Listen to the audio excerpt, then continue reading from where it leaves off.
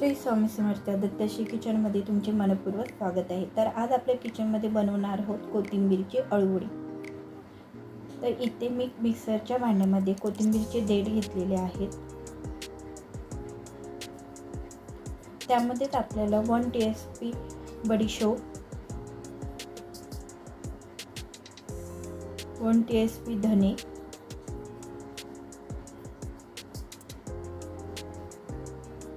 आणि 1 टीस्पून जिरं टाकायचं आहे।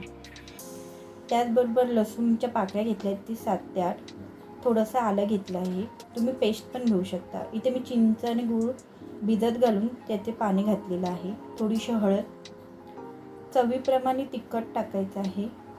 इथे मी मिरच्या देखील टाकलेल्या आहे, म्हणून लाल तिखटचा वापर कमी केलेला आहे।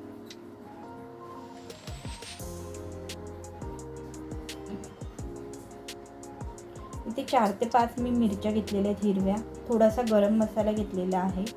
आता हे सर्व आपल्याला पूर्ण वाटून घ्यायचं आहे। पाण्याचा वापर केला तरी चालेल, तर एकदम बारीक वाटून घ्यायचं आहे।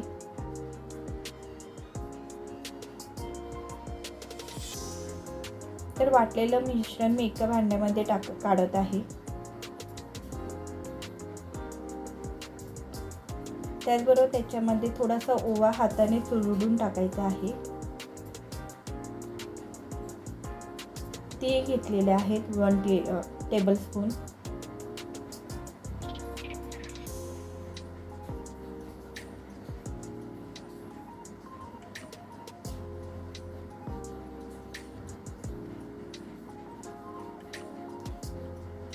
त्याचनंतर मी बारीक स्वच्छ धुवून कोथिंबीर घेतली होती आणि बारीक एकदम चिरली आहे, ती यामध्ये मी टाकत आहे।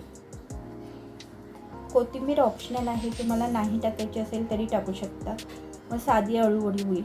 ही कोथिंबीर टाकून मी अळूवडी बनवत आहे। खूप छान टेस्ट लागते याची। त्याचप्रमाणे इथे आपण साधारण 3 मोठे चमचे मी प्रथम बेसन घेतलेला आहे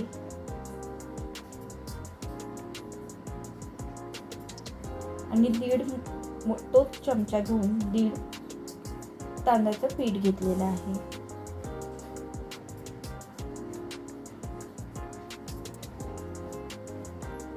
तांदळाचं पीठ थोडासा कुरकुरीतपणा येण्यासाठी मी टाकणार आहे।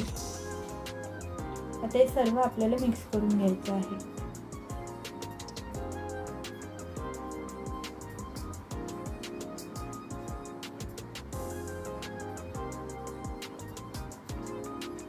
तुम्ही असंच मिक्स करून देखील कोथिंबीर वडी लावू शकता।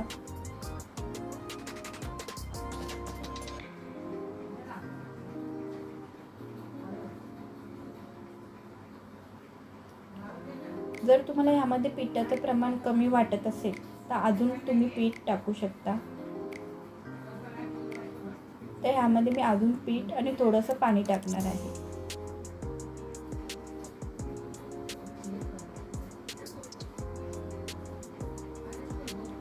त्यामध्ये आधी पीठ टाकलं आहे मी आणि पाणी टाकणार आहे थोडंसं।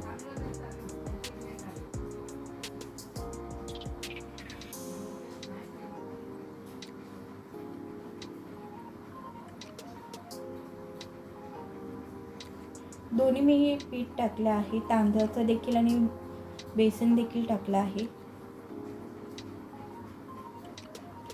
आता हे मिक्स करून एकदम पातळ पण नाही, एकदम घट्ट पण नाही, असं मिश्रण जसं आपण पानाला स्प्रेड करू शकतो, पसरवू शकतो, अशा प्रकारे मिश्रण रेडी करून घ्यायचं आहे। आता मी पाण्याचा थोडंसं पाणी त्या मिक्सरच्या भांड्यात टाकून तेच पाणी थोडं यामध्ये टाकत आहे।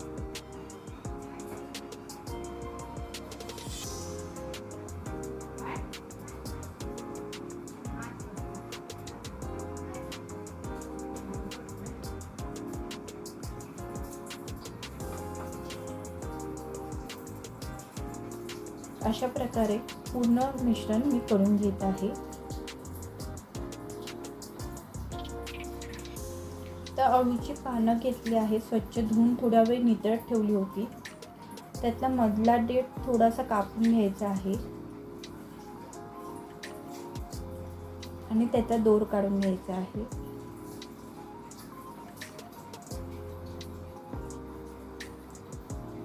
अशा प्रकारे लाटण्याच्या साहाय्याने आपण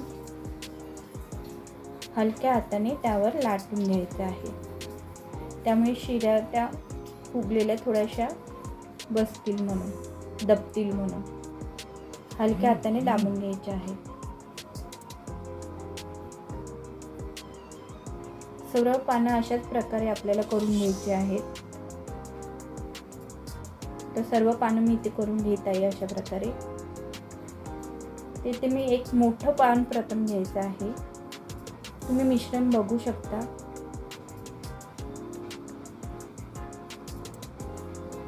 आता वरच्या बाजूने असं ह्या प्रकारे आपल्याला लावून घ्यायचं आहे. सर्वात मोठं पान आहे ते खाली ठेवायचं आहे आणि अशा प्रकारे सर्व पीठ आपल्याला त्यावर स्प्रेड करून घ्यायचं आहे. मिक्सरमध्ये चवीनुसार मी मीठ देखील टाकलं होतं.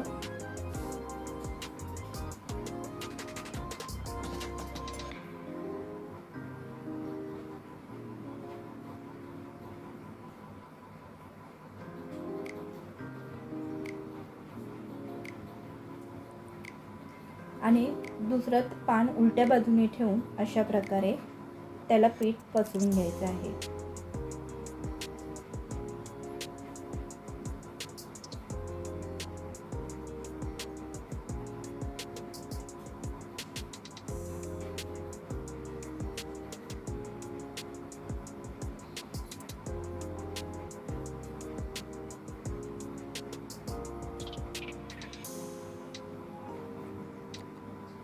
तर त्यावर छोटं पान, ह्याच्यापेक्षा छोटं पान असेल ते त्यावर ठेवायचं आहे.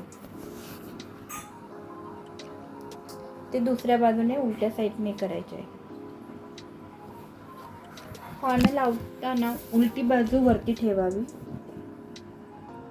इथे चार पानं मी लावून झाले आहे. आता वरती मी छोटी छोटी पानं लावून घेत आहे.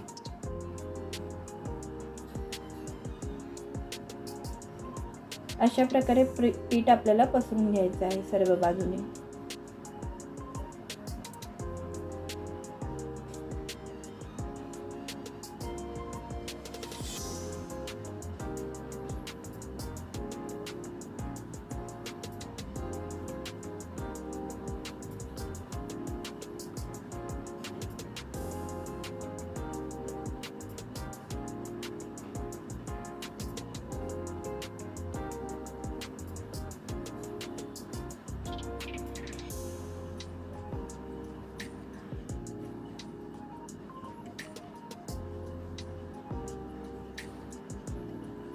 जेमते मी 5 ते 6 पाने इथे लावलेली आहेत.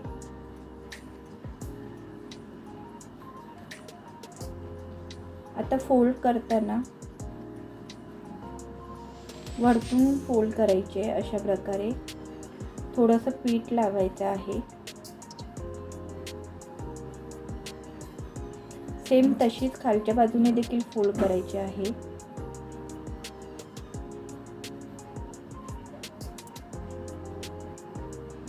थोडंसं पीठ पसरवायचं आहे.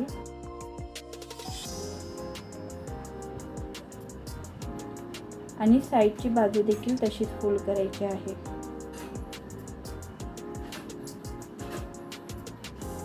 दोन्ही साईडने तशीच फोल्ड करायची आहे.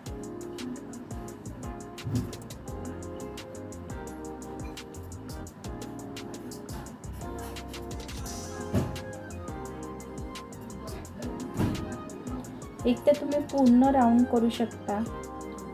मी दोन्ही साईडने राऊंड घेऊन आता फोल्ड करून घ्यायचं आहे दोन्ही साईडने. अशा प्रकारे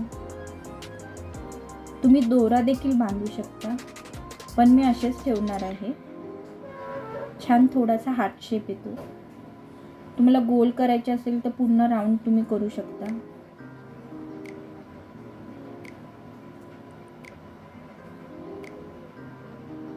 अशा प्रकारे मी करून घेणार आहे.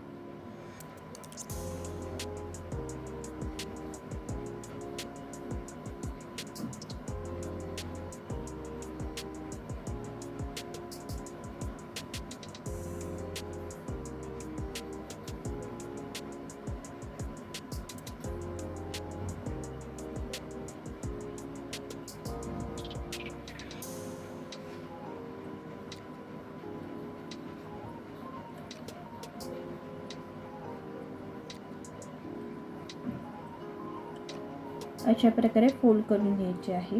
तुम्ही दोरा देखील बांधून ठेवू शकता. इथे गॅसवर मी पाणी चांगलं उकळून घेतलेलं आहे. त्यामध्येच आपल्याला रिंग ठेवायची आहे. मी ते चाळणीवर ठेवणार आहे. तुम्ही कुकरमध्ये देखील लावू शकता. इथे मी 2 लोड बनवलेले आहेत. चाळणीला थोडंसं तेल लावलेलं होतं मी. आता हे झाकण लावून साधारण 15 ते 20 मिनिटं आपल्याला वाफवून घ्यायचे आहेत. ते इथे वाफून झालेले आहेत. पूर्ण थंड झाल्यानंतर ह्याच्या वड्या पाडायच्या आहेत.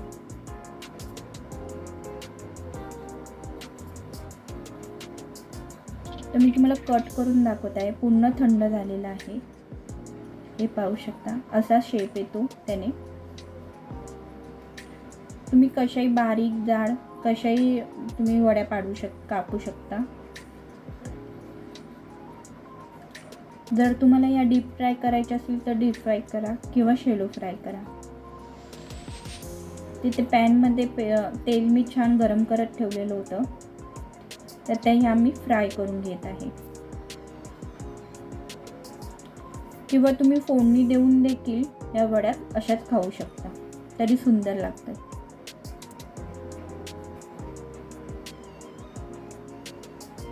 ते हा छान मी खरपूस भाजून घेणार आहे.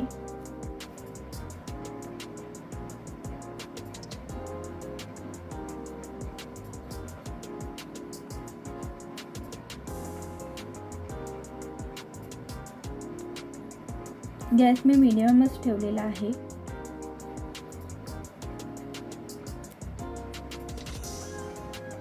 इथे मी पाहत आहे की थोडासा लालसर रंग येईपर्यंत हा मी भाजून घेणार आहे. जर तुम्हाला नरम आवडत असतील तर कमी तळा. जर खरपूस हवे असतील तर लालसर होईपर्यंत तळा. इथे मी थोडेसे खरपूस तळून घेत आहे. दोन्ही बाजूने छान अशा शेकून घेतलेल्या आहेत. आता हे आम्ही काढून घेणार आहे.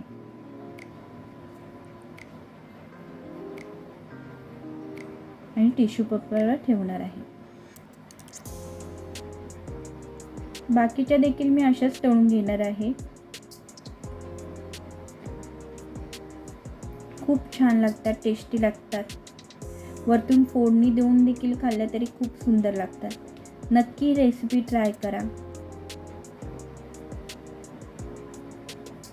तर ही रेसिपी तुम्हाला आवडली असेल नक्की लाईक करा, शेअर करा आणि माझ्या चॅनलला सबस्क्राईब करा. थँक्यू.